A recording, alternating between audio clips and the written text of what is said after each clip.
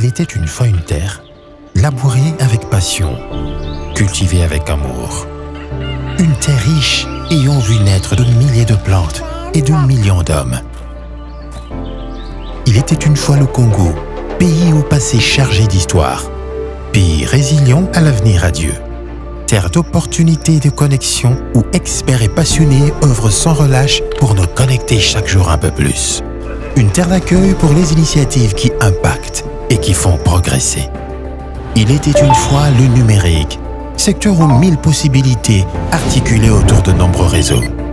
Des réseaux qui régulent, qui unissent ceux qui œuvrent pour un présent plus connecté et pour un lendemain plus sûr. Des réseaux qui échangent, qui collaborent, qui se ressemblent. Brazzaville, carrefour des réflexions technologiques.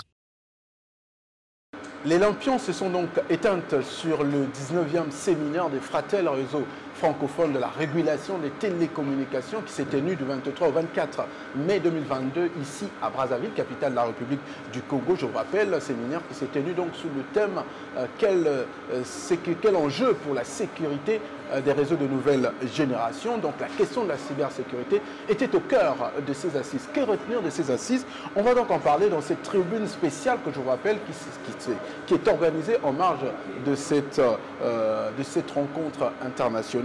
J'ai avec moi sur ce plateau pour en parler de cette question Monsieur Guy Maovolt. Il est donc régulateur de Luxembourg. Merci et bienvenue sur ce plateau. Merci, merci. Avec lui, Monsieur Foli Nostronk Quinvi. Il est donc directeur informatique et technique de MTN Congo. J'espère bien que je n'ai pas écorché votre nom. Cela va. Merci beaucoup et bienvenue sur ce plateau. Merci à vous. Alors nous, aujourd'hui, c'était donc le dernier jour consacré à ce séminaire. Eh bien, la question de l'évolution technologique, mais également de la sécurité a marqué vos assises. Moi, je m'aurais pour la première question. On est bien conscient aujourd'hui, on parle de la convergence et de la migration vers les nouveaux réseaux de nouvelle génération. Il y en a beaucoup, ces NGN qui sont connus. Aujourd'hui, est-ce qu'on peut se dire qu'il est inéluctable pour les opérateurs de basculer vers le réseau de nouvelle génération? Simple réponse, oui, c'est inévitable. Comme les technologies, ils avancent, il y a les anciennes technologies, les besoins des gens, ils ont changé.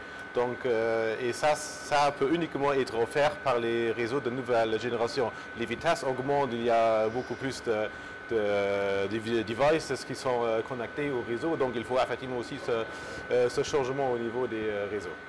Exactement, et vous travaillez pour un opérateur qui est MTN dans ces nouveaux réseaux de communication. Monsieur le régulateur luxembourgeois vient de parler des avantages. On parle aujourd'hui de travailler en paquet, possibilité de transporter la voix, le son au même moment. C'est quelque chose qui est bien favorable pour vous. Est-ce qu'on peut se dire MTN a déjà migré vers ces nouveaux réseaux? Alors oui, parce qu'aujourd'hui, nous opérons un réseau 4G, qui est un réseau de 4e génération, qui est le réseau le plus répandu aujourd'hui dans le monde entier. Et il y a peu de déploiements. C'est vrai que les déploiements de la 5G ont déjà commencé, mais on est encore dans les phases, je dirais, initiales de la chose, puisque plein de marchés n'ont pas encore la 5G. Donc je dirais oui, nous sommes d'une certaine manière à l'avant-garde de ce qui est technologie de communication aujourd'hui. Nous continuons par suivre le développement de la 5G et dès que l'occasion se présentera, nous ferons le pas également. Et pour pouvoir continuer à offrir aux populations congolaises le meilleur en matière de services de communication et de technologie. Il est bien le déploiement, mais il y a une question qui se pose, la question de la sécurité. C'était d'ailleurs au cœur des assises. On a parlé de ces questions pour fiabiliser vos réseaux contre les cyberattaques. Et moi, ce que je voudrais savoir, comment MTN voit ces questions de sécurisation de réseau? Est-ce que vous avez le moyen de votre politique, le moyen matériel, le moyen technique qu'il faut pour sécuriser vos réseaux face aux défaillances, notamment des outils qui sont nouvellement créés mais qui ne sont pas exempts à de faillites? Alors tout à fait. Alors, au sein du groupe MTN, je vais parler d'abord globalement du groupe parce que nous sommes un groupe d'opérateurs interconnectés, n'est-ce pas, à l'échelle de l'Afrique. Donc aussi bien pour le groupe et pour les opérations, la question de la sécurité est un aspect primordial quand on sait quels sont les enjeux qui sont derrière et les impacts éventuellement que les crises de cybersécurité peuvent avoir sur la continuité de nos activités et sur la satisfaction de nos clients. Donc oui, effectivement, un certain nombre d'initiatives ont été lancées et nous avons un plan qui a été lancé il y a 2 ans de cela qui s'appelle un plan Marshall qui visait à améliorer normalement notre posture de sécurité de manière à ce que nous puissions devenir beaucoup plus résilients et que nous puissions garantir la continuité de service au fur et à mesure que les technologies se développent, que les usages se développent. Nous continuons par investir significativement dans la sécurité. C'est à peu près 2 millions d'investissements sur les 3 dernières années, ce qui montre réellement la place qu'occupe la sécurité pour nous en tant que coopération et pour l'intégralité du groupe MTN. Vous avez parlé de chiffres, on va y revenir. Et un autre mot que vous avez lâché, la résilience. Alors vous êtes régulateur. Moi je retiens au cours de ces assises un mot, c'est la coopération et aider les opérateurs à pouvoir élever leur niveau de cybersécurité. Alors vous, en tant que régulateur, comment, sur le plan pratique, voyez-vous dans les jours, les mois, les années qui viennent, le rôle des régulateurs, notamment face aux questions de cybersécurité, qui, je rappelle, n'est pas seulement ailleurs, mais l'Afrique est aussi touchée par ces questions, parce que, selon le chiffre, en 2021, 10% du PIB africain a été touché grâce notamment aux cyberattaques. Il faut effectivement commencer cette collaboration entre régulateurs et les différents opérateurs pour les aider comment effectivement remédier aux nouveaux défis qui apparaissent pour la cybersécurité. Par exemple, il faut mettre en œuvre que le personnel soit formé aux nouvelles technologies, qu'il y a effectivement tout ce processus de voir quelles nouvelles technologies il apparaissent et aussi former les gens à ce que les gens savent ce qu'il faut faire, comment faire les mises à jour des équipements, comment contrôler les différents accès et aussi comment se former encore plus dans le détail. Nous, en tant que régulateurs, nous, on n'est pas les experts.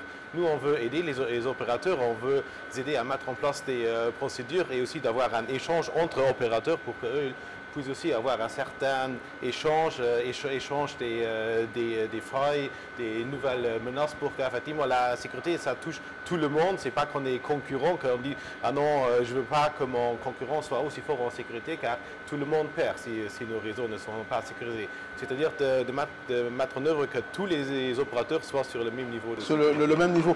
Mais ça c'est bien, il y a quelque chose que je relevais également lors de celui relevé par votre co-débatteur du jour. Il a parlé de MTN Congo qui est en train de faire le déploiement, mais qui n'est pas totalement, notamment la 4G. Mais j'ai parlé également de tous ces réseaux.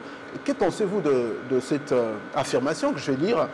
On dit tenter de sécuriser un réseau d'hier pour lui permettre de prendre en charge les technologies d'aujourd'hui est un combat perdu d'avance.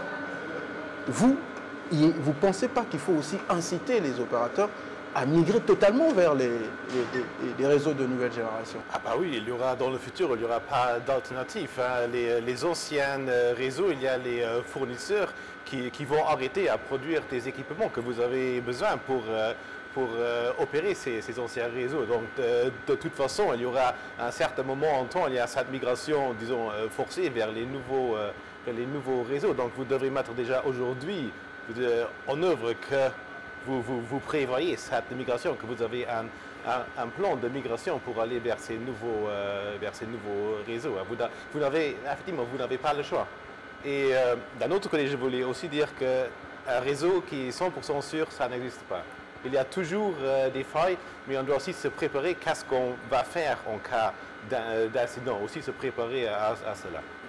Et justement, vous avez parlé de chiffres. Moi, je vais revenir vers vous pour évoquer ces questions de chiffres. C'est très important que MTN mette le moyen, alors qu'on sait qu'en Afrique, moins de sociétés investissent dans la cybersécurité, mais c'est quelque chose qui est très important. Si les secteurs des banques sont beaucoup plus fragiles parce que les gens qui attaquent, les arqueurs, vont directement chercher l'argent. Mais pour un réseau de télécommunications comme vous, que craignez-vous dans les cyberattaques? Alors, je pense que avant tout, il s'agit d'une question de résilience, n'est-ce pas? Je reviens dessus, je l'ai abordé tout à l'heure.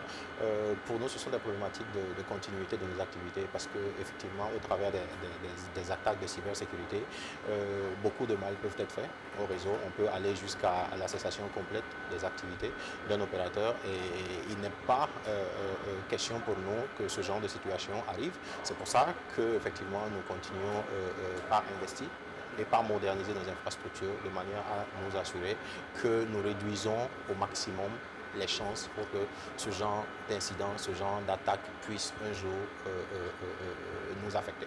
D'accord. Je rappelle notre cher téléspectateur, donc nous étions là dans le cadre, nous sommes là parce que nous n'avons pas encore terminé, bientôt nous allons terminer, dans le cadre de cette tribune spéciale donc consacrée au 19e séminaire de Fratel tenu à Brazzaville.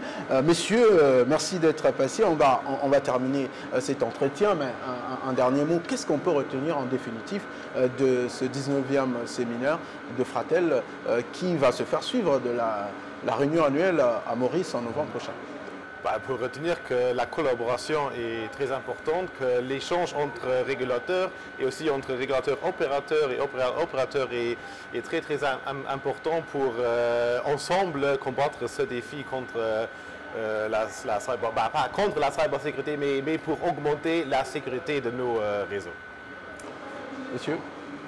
Très rassurant d'un point de vue opérateur. D'abord de voir que les opérateurs, à cette échelle-là, tous les régulateurs, autant pour moi, des pays francophones collaborent ensemble. Plutôt positivement, je suis auprès par toute l'organisation qui a eu et l'implication des différents opérateurs. Je pense que les principaux opérateurs de la place sont passés dans les panels pour apporter leur contribution aux discussions.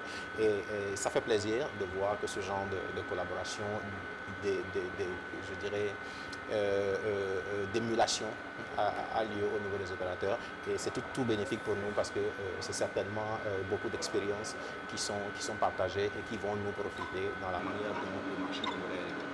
C'était donc ça l'objectif d'ailleurs de ces séminaires, partage d'expériences, mais également des bonnes pratiques pour faire avancer la question de sécurité des réseaux au niveau donc de l'espace francophone. Merci beaucoup mesdames et messieurs de nous avoir suivis. C'était là certainement la dernière tribune consacrée donc à ces 19e séminaires de Fratel. On se donne rendez-vous très prochainement, pourquoi pas lors de la prochaine réunion annuelle de Fratel qui va se tenir au mois de novembre à Maurice. D'ici là, portez-vous bien.